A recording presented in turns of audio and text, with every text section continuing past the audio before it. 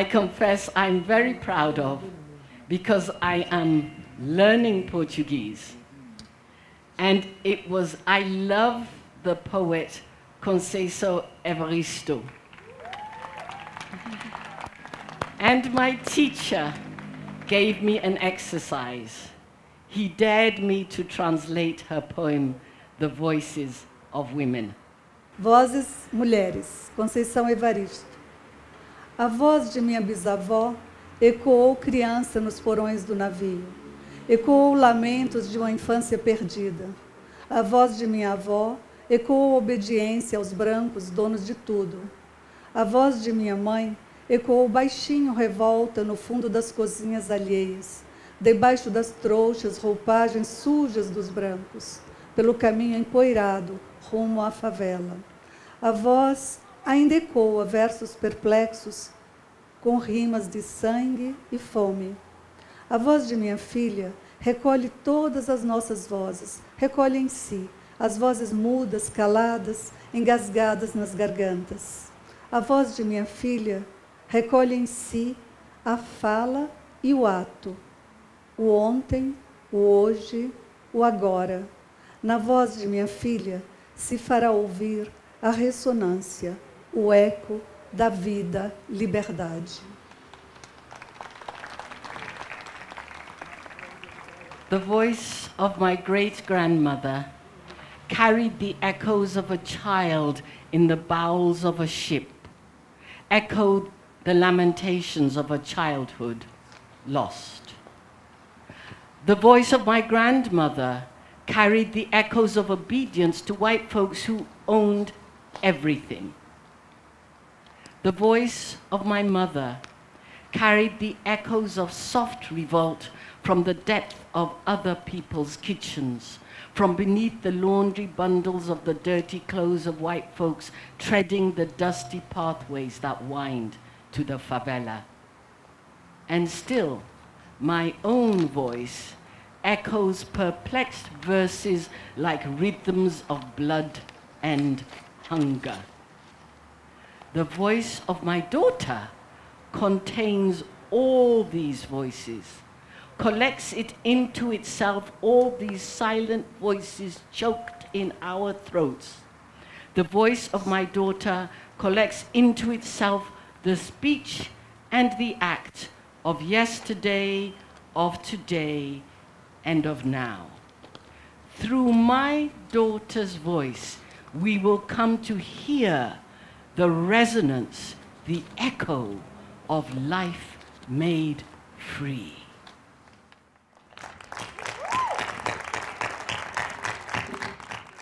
Memórias compartilhadas. Poema para Conceição Evaristo, após a leitura de poemas de recordação e outros movimentos. Massageie o seu rosto, suas mãos, seus pés. Te deito em fronhas de algodão macio e te cubro com lençol de seda. Apago as luzes para seus deuses chegarem devagarinho, de mansinho, para completar o trabalho de cura em teu sonhar. Dorme, Conceição. Vou te ninar.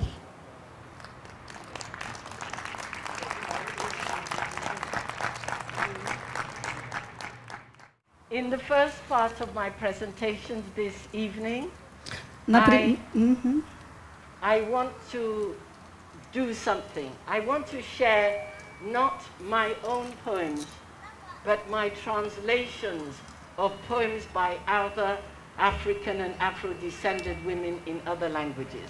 Na minha apresentação aqui, eu quero apresentar não os meus próprios poemas, mas poemas que eu traduzi de vários poetas de outros países africanos. The first poem is a poem I translated from the French. I must confess it's a poem by a woman from Mauritania, a woman called Bata Mint El Bara. The poem was originally written in Arabic, but I'm afraid I don't speak Arabic. So I translated it from the French. Ok, então, o poema que ela vai ler, o primeiro, é da poeta Mint El Bara. Ela é da Mauritânia e a tradução foi feita pela poeta Bena do francês para o inglês, porque o original é em árabe. E, infelizmente, disse ela, ela ainda não fala árabe. It's a poem called The Caravan, and I would like Lourdes to read the French first. É um poema que se chama A Caravana e ela pede que eu leia a versão francesa primeiro e depois ela lerá a tradução que ela fez para o inglês. Posso? Então, La Caravane, Mint El Bara. Un moment, j'ai décidé d'être. J'ai voulu que mon écriture devienne pluie, torrent, gavant les sables secs.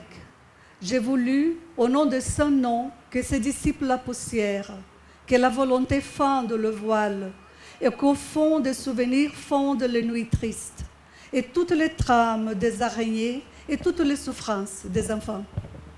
Que tout bâillonné brise ses chaînes, qu'on en finisse avec l'attente. Je suis lasse d'attendre, je suis lasse de la caravane. Tourneras-tu toujours en rond? Tes pas dans mes pas, tes pas hallucinés, et au nez qui t'arrache les sandales. La caravane de dépourvus passe envers les portes de la ville. Comme un essaim des mouches, de loin, arrive son bourdonnement. File vers le lointain leur regard, rêve brûlant au nid des cieux. Et à travers les fissures, ils chipent les échoppes de pierre. Leurs mains jaunes, comme un tronc creux, se dressent, récriminent le destin. Ô Dieu, enfant de la poussière, te supplions d'affranchir notre silence. Nous sommes fatigués par l'attente. Nous sommes las de la caravane. Dans le retour crépusculaire, Onéin s'abîme en matin de prière. Le gueux égrène le chapelet de la folie amère. Le gueux qui revient par les 6 points de l'horizon. Et le brin de paille qui s'éparpille au vent. Griffe le visage, et 2 pommes mises et enchérissent. Voici Onéin abîmé dans sa prière. Inspirez-vous donc de Onéin et assassinez tous les gueux et brûlez vif tout le sans-toit. The Caravan. In one moment, I decided to be. I wished my writing become rain, torrents, engorging the desert sands. I wished, in the name of the nameless, for the dust to disperse, for the will to disintegrate the veil, that at the font of all memories, all sad nights, all the webs of all the spiders, and the suffering of children would dissolve, for all the muzzle to break free from their bits and all the waiting end. I am weary of waiting. I'm weary of the caravan. Will you always turn and turn about your footsteps in my steps, your footsteps hallucinatory and Hunaim grabbing at your sandals? The caravan of the dispossessed encroaches outside the city gates, their buzz arriving from a distance like a swarm of flies. Threading towards the horizon, their glances burning dreams spurned by the heavens, and crossing all rifts, they chip at the shops of stone, their yellow hands raised in position, accusations against destiny like hollowed tree trunks. O God, children of the dust, we implore you, break our silence. We are worn out by waiting. We are weary of the caravan. In the cycle of twilight, Hunaim is lost in morning prayers. The wretched returning form the 6 points of the horizon, tell their beads of bitter madness. Wisps of straw scattering in the wind, scratch faces. 2 palms raised straight can make higher bid. Here is Hunaim lost in prayer. So, take inspiration from this Hunaim. Exterminate all the wretched of the earth and burn the homeless alive.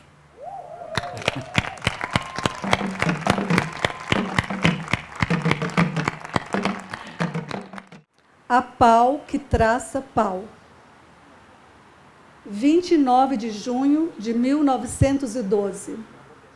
O candomblé de São Gonçalo parecia uma verdadeira colmeia. Dado o entra e sai de gente na arrumação do barracão. Cortava-se papel para a confecção de bandeirinhas vermelhas e brancas. Varria-se o chão, apanhavam-se folhas, cadeiras eram dispostas segundo a hierarquia dos donos. Mulheres agitadas na cozinha preparavam as iguarias rituais. Outras incumbiam-se da arrumação das próprias roupas e, mais importante, das vestimentas dos principais convidados, os orixás. Visitantes chegavam de toda parte para a festa. Queriam ver Manhaninha, serem abençoados, beijar-lhe as mãos. Habitualmente, Manhaninha não era lá de muita conversa. Naquele tempo, falava-se muito pouco, ela falava muito pouco. Somente o indispensável. Ordenou à senhora de Oxum a remoção dos assentamentos dos orixás de suas respectivas casas. Auxiliadas por Fortunata, deveriam escondê-los no mato fechado, junto às moitas de Peregum. Senhora e Fortunata entreolharam-se. Mas que fazer? Ordens são ordens. Seguiram à risca as determinações. Começou a festa.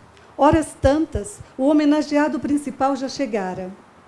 Ouviu-se um tropel de cavalos. Era a polícia que, a mando do homem, vinha acabar com aquela manifestação de negros, coisa de gente ignorante, primitiva.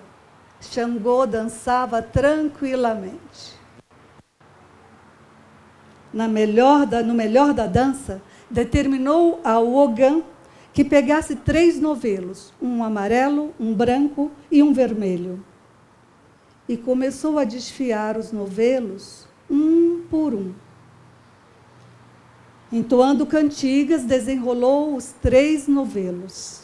O barulho das patas dos cavalos estava mais e mais perto. Sentia-se o cheiro dos cavalos. Filhos de santo entravam em pânico, pensando no pior. Surra dos policiais, atabaques furados, saias rasgadas. Aconteceu o encanto. Os soldados embrenharam-se no mato e nada de encontrarem o caminho do candomblé. Continuou a festança, com atabaques e fogos, comidas, bastante aluá e muita alegria. No dia seguinte, Manhaninha ficou sabendo do ocorrido, explicou às filhas de santo a ordem exótica da transferência dos assentamentos dos orixás. Tiveram o pressentimento de que a polícia iria arrumar alguma presepada. Para que fossem evitados estragos, tomou a atitude de determinar a remoção dos assentamentos, até que tudo melhorasse. O melhor lugar era a moita nativa. Percebia feliz que fora precipitada. Nada aconteceu. A pau que traça pau. Ria-se muito, imaginando a raiva, a decepção de seu Pedrito, que aqui entre nós deve ser o chefe de polícia. Sabia ler e escrever, sim, senhor. Manhaninha conheceu muita gente na sua barraca de produtos africanos no mercado modelo. Gente de todo tipo, brancos, pretos, mestiços, homens e mulheres. Pesquisadores, políticos, pobres e ricos, escritores e estudiosos procuravam a descendente de africanos, senhora vaidosa, muito bem arrumada, com seu cordão de ouro no pescoço, alta, esbelta, interessante. Sabia ler e escrever, sim, senhor. Quem escreveu que era analfabeta se enganou. Dado seu carisma, políticos e cidadãos de fama começaram a frequentar o axé. E daí, a presença de autoridades, governador da Bahia, nas festas, por aí vai. Manhaninha, no princípio de sua vida religiosa, teve seus bocados de repressão, de dificuldade. Lembre-se do episódio da festa de Xangô? Com o passar do tempo, crescia sua fama. Não só era respeitada, como amiga do pessoal dos outrora repressores. Preocupava-se com a liberdade do culto e a formação ampla. Uma prova disso foi a viagem que fez ao Rio de Janeiro. Foi conversar com o presidente Getúlio Vargas para que houvesse uma liberação da prática do candomblé. A história prova que a viagem de Obabi, Manhaninha, curtiu seus efeitos, tendo em vista que o presidente Getúlio Vargas assinou um decreto liberando a prática do candomblé em todo o país. Eu sempre penso assim que tem pessoas que gostam de poesia rimada, né? Tem muita gente que gosta de poesia rimada. Há até quem só gosta de poesia rimada, né? Então eu vou ler um poema meu, que é uma poesia rimada, e depois vou ler 2 outros. Poema. É um poema meio apaixonado, né? Trago-vos rubis, águas marinhas e esmeraldas, orquídeas, papoulas, cantos de juritis. Bebi nas taças de Xangô, de Oxum, de Ibejes. Cá estou humilde em vosso peito, que me envolvais. Acalenteis a mágoa, me perdoeis, que me acomodeis o jeito. Orquídeas, papoulas, cantos de juritis, é toda de amor a urna que vos trago. Muitos sóis, grandes rios, vêm de longe. Grandes rios, muitos sóis, transpus ao vento, e aqui chegando, imploro vosso afago. Bebi nas taças de Xangô, de Oxum, de Ibejis. Confio em vosso senso de justiça, nas nascentes em que lavo minha face. Girem ciranda 1000 meninas tristes. Estou humilde em vosso peito. Venho buscar consolo e alegria, que distribuo pelo mundo afora, para os deserdados desse amor sem dia.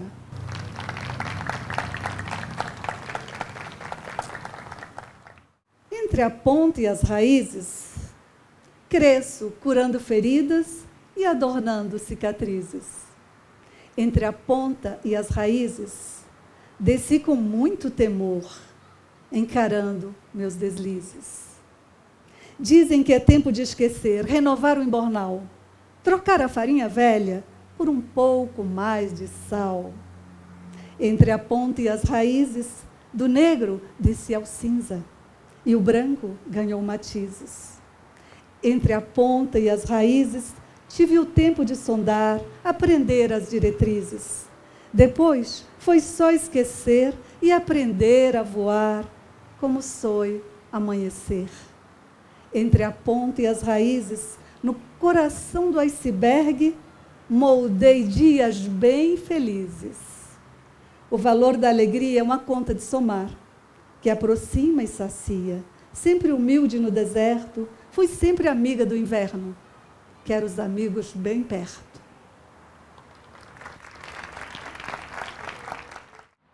Negra, gentes estranhas, com seus olhos cheios de outros mundos, quiseram cantar teus encantos, para elas só de mistérios profundos, de delírios e feitiçaria. Teus encantos profundos de África. Mas não puderam, em seus formais e rendilhados cantos, ausentes de emoção e sinceridade, quedaste, longínqua, inatingível, virgem de contato mais fundo.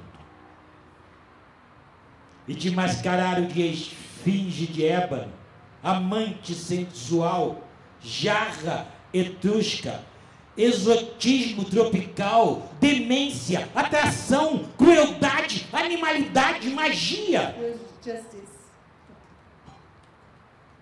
E não sabemos quantas outras palavras vistosas e vazias. Em seus formais cantos rendilhados, foge tudo, negra, menos tu. E ainda bem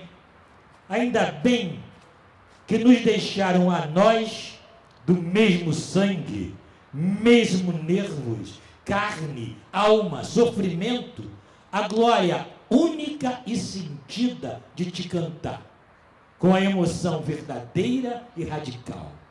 A glória comovida de te cantar toda amassada, moldada, vazada nesta sílaba imensa e luminosa, Mãe.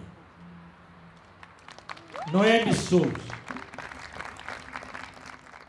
Ao despertar, a água está mais limpa, que já é um oriqui. Esse oriqui é dedicado a Iemanjá, Odoiá. Cavalga as ondas do mar, sai do rio como arco-íris, rodopia no vento forte. Dona de todas as cabeças, flauta de mulher, toca na corte do rei.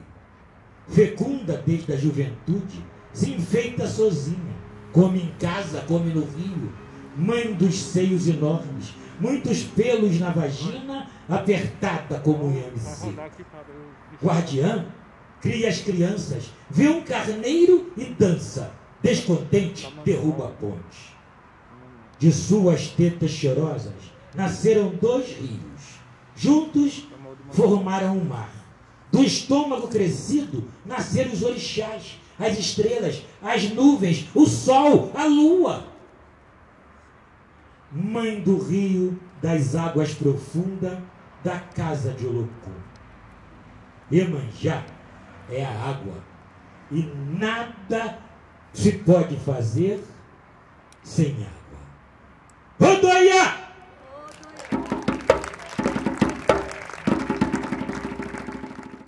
Então, meu último poema para vocês é Colo para quem precisa de colo. Colo para quem precisa de colo. Quando chego da escola, mal passo a porta de entrada, jogo a mochila, despenco minha cama. Hoje não quero comer. Estou sem fome. Eu logo invento para me deixarem morrer de tristeza, de raiva e um pouquinho de ciúme. Logo vem meu anjo bom, de meu céu particular, mão direita em minha cabeça, começa a me cutucar. Foi aqui? Foi ali? Onde foi se machucar? Foi aqui? No cabelo? No nariz? No tom escuro da pele? Foi no grau de melanina? Foi na trança de raiz? Até que eu caio no choro, indo nela me aninhar. E o som macio da voz, o calor do seu abraço, me traz um novo sentir. E vou com ela jantar. Meu irmão me pergunta, que foi? Tá chorando? Eu chorando? Nem pensar. Obrigada. Nossa voz ergueu-se consciente e bárbara sobre o branco egoísmo dos homens, sobre a indiferença assassina de todos. Nossa voz molhada das cacimbadas do sertão, nossa voz ardente como o sol das malangas, nossa voz atabaque chamando, nossa voz lança de manguiguama, nossa voz, irmão, nossa voz trespassou a atmosfera conformista da cidade e revolucionou-a, arrastou-a como um ciclone de conhecimento. E acordou o remorso de olhos amarelos de hiena e fez escorrer suores frios de condenados e acendeu luzes de esperanças em almas sombrias de desesperados. Nossa voz, irmão, nossa voz atabaque chamando, nossa voz lua cheia em noite escura de desesperança. Nossa voz farol em mar de tempestade. Nossa voz limando grandes grades seculares. Nossa voz,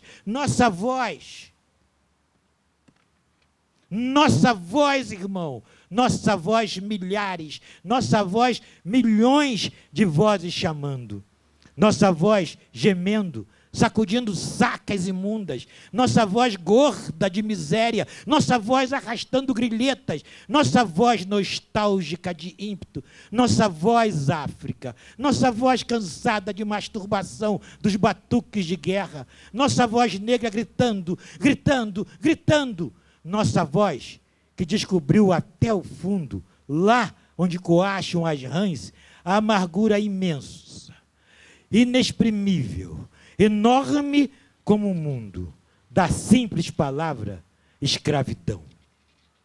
Nossa voz gritando sem cessar, nossa voz apontando caminhos, nossa voz chipalapala, nossa voz atabaque chamando, nossa voz, irmão, nossas milhões de vozes chamando, chamando, chamando, chamando, chamando. The last poem of the evening is not a translation, but it is a play on words. Esse último poema da noite não é uma tradução, mas é um poema que brinca com duas palavras, em duas línguas, a língua materna e a língua paterna.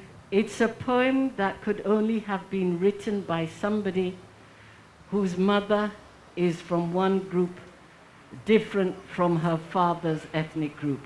Esse poema só poderia ter sido escrito por alguém que nasceu em um grupo em que está a mãe e o pai em um outro grupo, vem de um outro grupo diferente. The name of the creator goddess in my mother's language is Mawu. O nome da deusa da criação na língua da mãe, da Abena, é Mawu. But if you say that word and think in my father's language, mas se você disser essa palavra e pensar na língua paterna, na língua do pai, you can get the idea of women giving birth. Mawu, women give birth. Você fica com a ideia ao dizer a palavra na língua paterna, fica com a ideia da mulher dando à luz, no momento do parto. But Mawu. Also, if you say that word with a change of tone and stress, you can change from women in the singular to women in the plural to humanity. Se você diz essa palavra nas duas línguas com uma determinada acentuação, não é?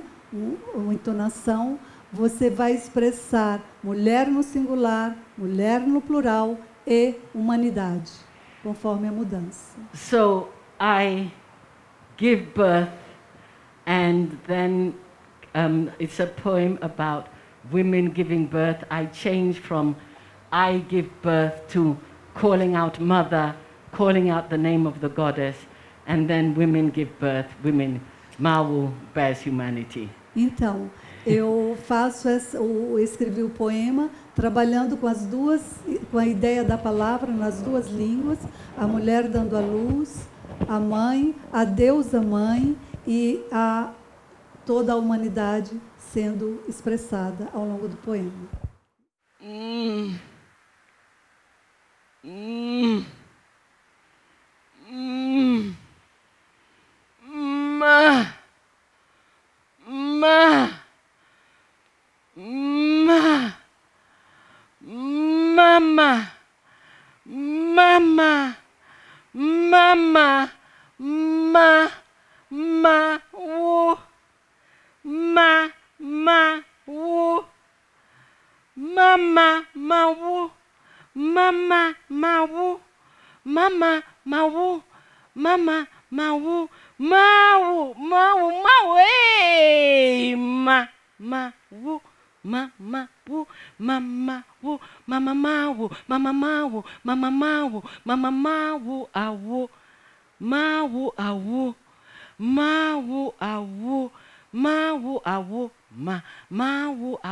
ma woo ah woo ma woo woo ma woo woo ma woo woo ma woo woo ma woo woo my woo woo my woo woo my woo woo my ah.